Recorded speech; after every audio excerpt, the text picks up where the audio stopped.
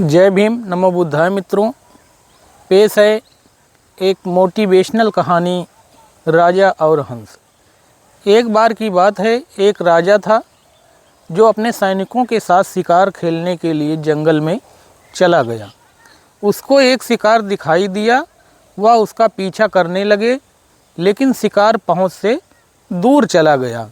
तो इस पर राजा जो है वो बहुत क्रोधित हुआ और सैनिकों को डांटने लगा। क्योंकि राजा बहुत क्रोधित था, उसने सैनिकों से कहा कि अब तुम लोग यहाँ से चले जाओ, या घोड़ा भी मेरे किसी काम का नहीं है, अब मैं इस जंगल से पैदल ही जाऊँगा। ऐसा कहते हुए राजा, क्योंकि बहुत क्रोधित था, उसने सैनिकों को वापस कर दिया और पैदल ही अकेले चलने लगा। चलते चलते जब उसे थकान महसूस हुई तो वह एक वृक्ष के नीचे जा कर के बैठ गया। और क्योंकि दोपहर का समय था, वह थक चुका था पैदल चलते चलते, इसलिए वृक्ष के नीचे जैसे ही बैठा उसे गहरी नींद आ गई।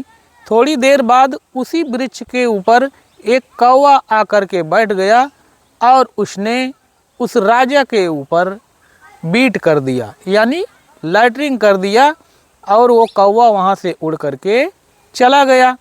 थोड़ी देर बाद उसी वृक्ष पर एक हंस आकर के बैठ गया।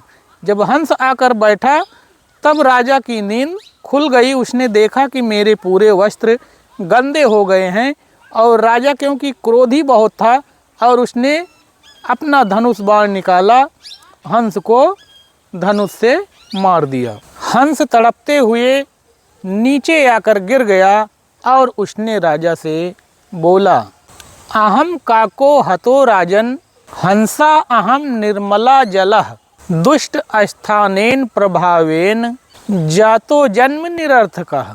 उस हंस ने राजा से कहा कि मेरा कसूर सिर्फ इतना है कि मैं आकर के दुष्ट के स्थान पर बैठ गया तो मैं इस हालत को प्राप्त हो गया।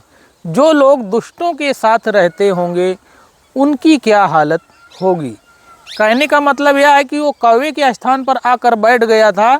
तो मित्रों, कहा गया है कि कदली सीप भुजंग मुख स्वाति एक गुण तीन।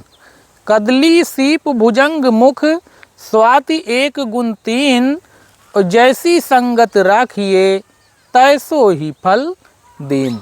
कहने का तात्पर्य यह है कि कदली सीप भुजंग मुख स्वाति एक गुण तीन, यानी स्वाति नक्षत्र की एक ही बूंद यदि केले के पत्ते पर गिर जाती है तो वह कपूर बन जाती है।